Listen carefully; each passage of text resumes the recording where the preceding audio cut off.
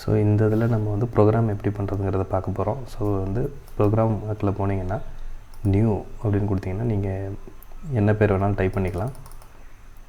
So ஓகேன்னு கொடுத்துட்டு நான் இதுக்குள்ளே பார்த்தீங்கன்னா நிறைய ஆப்ஷன்ஸ் இருக்குது. Drilling, turning, contour, milling. So milling enable ஆகலை.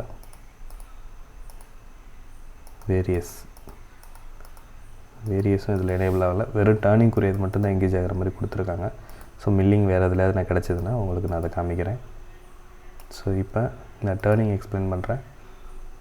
ஸ்டாக் ரிமூவல் இது ஃபஸ்ட் ஆப்ஷனில் பார்த்தீங்கன்னா 3 ஆப்ஷன் இருக்குது. ஒன்று டர்னிங்கு, இன்னொன்று அந்த டர்னிங்லேயே வந்து சாம்ஃபர், எல்லா கார்னர்லேயும் சாம்ஃபரோ ரேடியஸோ கொடுக்க முடியும்.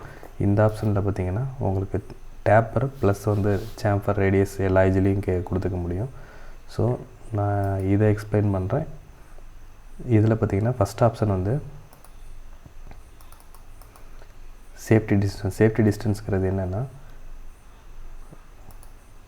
உங்களுக்கு வந்து கட்டிங் எடுக்கிறப்ப ஜாபை விட அடிஷ்னலாக சேஃப்டியாக ஒரு பர்டிகுலர் டிஸ்டன்ஸ் வந்து இந்த மாதிரி இப்படி முடிச்சுட்டு ஒரு பர்டிகுலர் டிஸ்டன்ஸ் வெளியில் வரணும் அப்படிங்கிறது சேஃப்டி டிஸ்டன்ஸ். அதாவது ஃபுல் ரெட்ராக்ஷன் நீங்கள் சொல்கிறது பார்த்திங்கன்னா, அதாவது ரெட்ராக்ஷன்னு சொல்லி நீங்கள் சொன்னீங்கன்னா ஜாபை ஃபுல்லாக ப்ரோக்ராம் முடிச்சுட்டு கடைசியாக வெளில வர்றது உள்ளே போகிறது தான் அந்த ரெட்ராக்ஷன். இது வந்து எவ்ரி பாஸ் வர ரெட்ராக்ஷன். அதாவது ஒரு பாஸ் முடிச்சுட்டு அடுத்து அங்கே வெளியில் ஃபுல்லாக வந்துட்டு போகாமல் ஒரு பர்டிகுலர் சேஃபான டிஸ்டன்ஸ் மட்டும் வந்துட்டு போகிறதுக்காக நீங்கள் வந்து இந்த சேஃப்டி டிஸ்டன்ஸ் கொடுத்துக்கலாம். ஸோ அதுலேருந்து ஒன்றமாக பேக் வந்துட்டு போகும். ஸோ இது பார்த்திங்கன்னா நெக்ஸ்ட்டு ஃபீ ரேட் எல்லாமே mm/ரெவல்யூஷன். ஸோ டர்னிங்கோடது. இதே மில்லிங் ஆப்ஷன் இருந்ததுன்னா நீங்கள் உங்களுக்கு 2 ஆப்ஷன் உங்களுக்கு வந்து மில்லிங்க்கு வந்து mm/மினிட்டில் கேட்கும், இல்லைன்னா mm/டூத்தில் கேட்கும். ஸோ வந்து டர்னிங்கிறதுனால mm/ரெவல்யூஷன். ஸோ இது வந்து ஃபீ ரேட் எப்படி செலக்ட் பண்ணணும்னு நான் தனியாக ஒரு வீடியோவில் சொல்லியிருப்பேன். நீங்கள் அதை பார்த்து தெரிஞ்சுங்க. அந்த ஒரு வீடியோலேயே உங்களுக்கு எல்லாத்துக்கும் செட் ஆகிற மாதிரி பேராமீட்டர்ஸ் நான் சொல்லியிருப்பேன். ஸோ ஃபீ ரேட்டை அதை பார்த்து தெரிஞ்சுங்க. நெக்ஸ்ட்டு பார்த்திங்கன்னா இது ரஃபிங்காக ஃபினிஷிங்காக எதை பண்ண போகிறீங்க அப்படிங்கிறது. இதில் சென்டர் பட்டன் ப்ரெஸ் பண்ணிங்கன்னா உங்களால் மாற்றிக்க முடியும். ஸோ ரஃபிங் அப்படின்னா இந்த ரஃபிங் சம்மந்தப்பட்ட இது இருக்கும். அதே ப்ரோக்ராமே நீங்கள் மறுபடியும் காப்பி பண்ணி பேஸ்ட் பண்ணி ஃபினிஷிங்காகவும் மாற்றிக்கலாம். ஃபினிஷிங்காக மாற்றினீங்கன்னா அதே இது தான் உங்களுக்கு வந்து ஃபினிஷிங்காக வேலை செய்யும். ஒரே பாஸ் தான் போகும். இந்த எல்லாமே உங்களுக்கு படமாக காமிச்சிடும். ஜஸ்ட்டு ஒரே பாஸில் போய்ட்டு ஃபினிஷ் ஆகலாம். ஆனால் ரஃபிங் பண்ணாமல் ஃபினிஷிங் கொடுத்துட்டு நீங்கள் ஆன் பண்ணிட்டீங்கன்னா ஃபுல்லாக இடிச்சிடும். ஆனால் ஒரு அட்வான்டேஜ் என்னென்னா, இந்த மிஷினில் நீங்கள் பண்ண எல்லாத்தையுமே சிமுலேஷனில் டீட்டெயில்டாக பார்க்க முடியும். அதுதான் இங்கே இருக்கிற ரொம்ப பெரிய அட்வான்டேஜ். ஸோ நான் வந்து இந்த ரஃபிங்க்கு ஃபஸ்ட்டு வைக்கிறேன். இதில் டர்னிங் வந்து நீங்கள் வெறும் நார்மல் டர்னிங்காக இருந்தால் இந்த சிம்பிள் வச்சுக்கணும். இதிலையே போரிங்கில் பண்ண போகிறீங்கன்னா இந்த பட்டன் ப்ரெஸ் பண்ணிங்கன்னா போதும், இந்த போரிங்காக மாறிக்கும். பேக் போரிங்கு வேணா இதை செலக்ட் பண்ணால் பேக் போரிங். நீங்கள் என்ன பண்ண போகிறீங்களோ இந்த சிம்பிளை மாற்றுறது மூலிமா பண்ணிக்க முடியும். பேக் டர்னிங் இந்த பக்கம் இருந்துட்டு ரிவர்ஸில் டர்ன் பண்ணணும் அப்படின்னா ஸோ இதை யூஸ் பண்ணிக்கலாம். ஸோ இந்த மாதிரி உங்களுக்கு எது வேணாலும் நீங்கள் அதை வச்சுக்க முடியும். உங்களுக்கு சாம்பிள் இமேஜ் வந்து இதில் காமிக்கும். ஸோ அடுத்து இந்த இதில் என்னென்னா லாங்கிடியூடினல் ஃபேஸிங். அதாவது இப்படி டர்ன் பண்ணியும் உங்களால் மெட்டீரியலை ரிமூவ் பண்ண முடியும். அதே மாதிரி இப்படி ஃபேஸ் பண்ணி ரிமூவ் பண்ண முடியும். இதில் 2 ஆப்ஷன் இருக்கும். ஃபேஸிங் மெத்தடில் இதில் எப்படி வேலை செய்யுதுன்னு பாருங்கள். இதில் ஃபேஸ் பண்ணி மெட்டீரியலை ரிமூவ் பண்ணோம் இந்த மாதிரி. ஸோ நீங்கள் எந்த மெத்தடை சூஸ் பண்ணி நீங்கள் ரஃபிங் பண்ண போகிறீங்களோ அதை நீங்கள் சூஸ் பண்ணணும். ஸோ லாங்கிடியூடினல் வச்சுக்கிறேன். இந்த X0 Z0ன்னு காமிச்சிருக்காங்க பார்த்தீங்களா, இங்கே ஒரு ரவுண்ட் பாயிண்ட் காமிக்கிறாங்க இல்லையா, இந்த பாயிண்ட் அதாவது உங்கள் ரா மெட்டீரியலோட ஸ்டார்டிங் பாயிண்ட். எந்த இடத்துலேருந்து உங்களுக்கு டர்னிங் ஸ்டார்ட் ஆகணும் அதுதான் வந்து இந்த X0 Z0. அதாவது என்ன டயாமீட்டரில் உங்கள் கட்டு ஸ்டார்ட் ஆக போகிறீங்க, என்ன டயாமீட்டரில் அதாவது என்ன லென்த்துலேருந்து உங்கள் ப்ரோக்ராமை வந்து ஸ்டார்ட் பண்ண போகிறீங்க. இந்த ஃபேஸ் 0 எடுத்திருந்தீங்கன்னா இந்த ஃபேஸ் 0. இன்கேஸ் உங்களுக்கு ஜாப் ஒரு 50 தள்ளி மைனஸில் இருக்குது அப்படின்னா அந்த ஃபேஸ்லேருந்து ப்ரோக்ராம் பண்ணணும்னு நினச்சிங்கன்னா, அதாவது ஃபஸ்ட்டு ஸ்டெப் இப்படி பண்ணிவிட்டு இங்கே இன்னொரு ஸ்டெப்பு பண்ணணும்னு நினைக்கிறீங்க. அப்போ இந்த ஃபேஸ் மட்டும் நீங்கள் இந்த ஏரியாவை மட்டும் நீங்கள் ரிமூவ் பண்ணணுன்னா இங்கே இருக்கிற பாயிண்ட்டை வந்து நீங்கள் சொல்லலாம். அதாவது எக்ஸில் இந்த டயாமீட்டரையும் ஜெட்டில் இந்த ஃபேஸோட வேல்யூயும் நீங்கள் சொல்லலாம். இப்போ இங்கே பண்ணுறதுனால இங்கே 0ன்னு சொல்கிறோம். இன்கேஸ் இது 100 mm லென்த்தில் டர்ன் பண்ணிட்டீங்க, அடுத்து இந்த இடத்துல ஒரு ஸ்டெப்பு போட போகிறீங்கன்னா இந்த இடத்துல -100 X0 கிட்ட இந்த Z0 கிட்ட -100, அப்புறம் இந்த ரா மெட்டீரியலோட டயாமீட்டர் இதை நீங்கள் கொடுத்துக்கலாம். ஸோ இந்த பாயிண்ட்டு இந்த ஒரு பாக்ஸ் மாதிரி போட்டிங்கன்னு வச்சுங்களேன், அந்த பாக்ஸில் இந்த ஓரத்து பாயிண்ட்டு தான் இந்த X0 Z0 எங்கே ஸ்டார்ட் பண்ண போகிறீங்க அதுதான் இது. இதே X1 Z1 அப்படின்னா எங்கே முடிக்க போகிறீங்க. ஸோ இந்த கார்னர் காமிக்கிறேன்.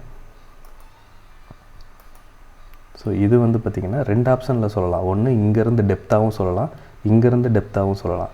அதாவது இன்க்ரிமெண்டல் அப்படின்னு இங்கே வந்துச்சு அப்படின்னா இங்கேருந்து இத்தனை mm அப்படின்னு சொல்கிற, அதாவது இங்கேருந்து ஒரு மைனஸில் 100 mm மட்டும் உள்ளே டர்ன் பண்ணு, எக்ஸில் வந்து ஒரு 50 mm உள்ளே போ, ஸோ அப்படின்னு சொல்லலாம். ஆனால் அது என்றைக்குமே ஒரு டேஞ்சர் தான். முடிஞ்சளவு அப்சல்யூட்லேயே வச்சுங்க. இந்த நடு பட்டனை ப்ரெஸ் பண்ணிங்கன்னா அப்சல்யூட்டில் மாறிக்கும். ஸோ ஏன்னா இது கரெக்டாக நீங்கள் சொல்லாமல் விட்டிங்கன்னா பிரச்சனை தான். ஸோ அதனால் அப்சல்யூட்டில் வச்சு கிராஃப் மாதிரியே நீங்கள் சொல்லிடுங்க. இந்த சென்டர் ஆக்சிஸ்க்காக, அதாவது இங்கேருந்து என்ன டயாமீட்டர், இது வந்து எல்லாமே பர் சைடு வேல்யூ வராது. டேர்னிங்கை பொறுத்தவரை டயாமீட்டர் எக்ஸ் வந்து டயாமீட்டரிக்கில் மட்டும்தான் வேலை செய்யும். இதே மில்லிங்காக இருந்ததுன்னா நீங்கள் பர் சைடாக சொல்லணும். எப்படின்னு சொல்கிறேன்னு பார்த்தீங்கன்னா, ஒரு எக்ஸாம்பிளுக்கு இங்கே என்ன கொடுத்துருக்கோம், 200 டயாமீட்டர், இந்த ரா மெட்டீரியல் 200 டயாமீட்டர்னு சொல்லியிருக்கிறோம். இதுவே இந்த இடத்த 200ன்னு சொல்லியிருக்கிறோம் அப்படின்னா இந்த சைடு 100 mm தான் இருக்கும், மீதி 100 கீழே இருக்கும். ஆனால் நம்ம சொல்கிறது பார்த்திங்கன்னா டயாமீட்டராக வந்து இங்கே 200ன்னு சொல்கிறோம். ஆனால் இதே மில்லிங் பண்ணும்போது பார்த்திங்கன்னா இந்த பாயிண்ட்லேருந்து 100 mm டிஸ்டன்ஸில் நம்ம ஒரு ஹோல் போடணும். அந்த மாதிரி தான் சொல்ல முடியும். மில்லிங்க்கு வேறு கான்செப்ட்டு, டேர்னிங்க்கு வேறு கான்செப்ட்டு. ஸோ இங்கே எல்லாமே டயாமீட்டரிக்கில் சொல்லணும். இங்கே அப்சல்யூட் சொல்லிட்டிங்க அப்படின்னா எண்டையும் இதை முடிக்க போகிற இடத்தையும் டயாமீட்டராக தான் சொல்லணும். இன்க்ரிமெண்ட்டில் வச்சிங்கன்னா இங்கேருந்து இங்கே உள்ள டயாமீட்டர் டிஃப்ரென்ஸ் சொல்லணும். அது உங்களுக்கு கன்ஃபியூஸ் ஆகும். அதனால் அப்சல்யூட்டில் வச்சுட்டு நான் ஒரு 50 டயா வரையும் டர்ன் பண்ணி பண்ண போகிறேன் அப்படின்னு கொடுத்துருங்க. லென்த்தில் பார்த்திங்கன்னா இது 0, இங்கேருந்து மைனஸில் 150 mm வரையும் நான் டர்ன் பண்ண போகிறேன் அப்படின்னு சொல்லிட்டீங்க. ஸோ இந்த சைடு போனால் மைனஸு, இந்த சைடு வந்தால் ப்ளஸ்ஸு. ஸோ அது உங்களுக்கு தெரியும். ஸோ மைனஸில் பண்ண போகிறேன் அப்படிங்கிறத சொல்லிக்கலாம். அடுத்து பார்த்திங்கன்னா டெப்த் ஆஃப் கட்டு. ஒவ்வொரு பாஸுக்கும், அதாவது இங்கே காமிச்சிருக்கு இல்லைங்களா, ஒவ்வொரு பாஸ் இதை முடிச்சுட்டு மறுபடியும் அடுத்த பாஸ், இந்த ஒவ்வொரு பாஸுக்கு இந்த கட்டுக்கு இடையில உள்ள ஒவ்வொரு தடவை போயிட்டு வரக்கூடிய கட்டோட வேல்யூ தான் இது டெப்த் ஆஃப் கட்டு.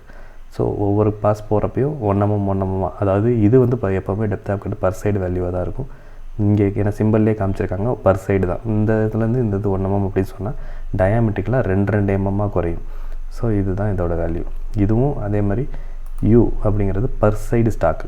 இங்கே சிம்பிள்லேயே உங்களுக்கு பர் சைடு தான் காமிச்சிருக்காங்க. ஒவ்வொரு இது பர் சைடு 0.1 ஸ்டாக் வைங்க. அதாவது யூஎக்ஸ் அப்படின்னா யூங்கிறது என்னென்னா ஃபினிஷிங் அலவன்ஸ். அதாவது ஃபினிஷிங் பண்ணுறதுக்கு நம்ம கொஞ்சம் ஸ்டாக் வச்சுட்டு ஃபினிஷிங் கொடுக்குறோம். இதிலேயே நம்ம ஃபினிஷ் பண்ணுறோன்னு பண்ணிட்டோம்னா லைன் மார்க்ஸ் இருக்கும். ஸோ நம்ம ஃபினிஷிங் ஓட்டும் போது அதில் திட்டாக வரும். அதனால் ஒரு பர்டிகுலர் ஸ்டாக் வச்சுட்டு அதுக்கப்புறம் ஃபினிஷிங் ப்ரோக்ராம் ஓட்டும்போது கொஞ்சம் ஃபினிஷிங் நல்லா வருங்கிறக்காக யூஎக்ஸ் இல்லைன்னா அச்சீவ் பண்ணிக்கலாம். ஏதோ ஒரு பர்பஸ்க்கு நம்ம ஸ்டாக் வைப்போம் இல்லையா, அந்த மாதிரி ஃபினிஷிங் எக்ஸில் ஸ்டாக் வைக்கிறீங்கன்னா எவ்வளோ வைக்கிறீங்கன்னு இங்கே சொல்லணும். அதாவது இந்த டைரெக்ஷனில். இதே ஜெட்டுனா இந்த ஃபேஸில் நீங்கள் ஸ்டாக் வைக்கணும்னா இங்கே சொல்லணும். இதெல்லாம் நீங்கள் சொல்லி முடிச்சுட்டு ஜஸ்ட்டு அக்செப்ட் கொடுத்தீங்கன்னா உங்களுக்கு ப்ரோக்ராம் ரெடி ஆகிடும். இங்கே சிமுலேஷன் எங்கேஜ் ஆகலை. ஸோ இப்போ இதை வந்து நீங்கள் ஸ்டார்ட் பண்ணிங்க, அப்படி சிமுலேஷன் பார்க்க முடியும். ஸோ இதில் பார்க்க முடியல, பட் பரவாயில்ல. நீங்கள் வந்து இதை வந்து நீங்கள் ரன் பண்ணிங்கன்னா நீங்கள் நம்ம எந்த வேலைக்கு போட்டோமோ அந்த வேலைக்காக உங்கள் மிஷின் ரன் ஆகும். ஸோ ஒரு இது நான் சொல்லியிருக்கேன், மிச்சத்தை நான் அடுத்த இடத்துல சொல்கிறேன்.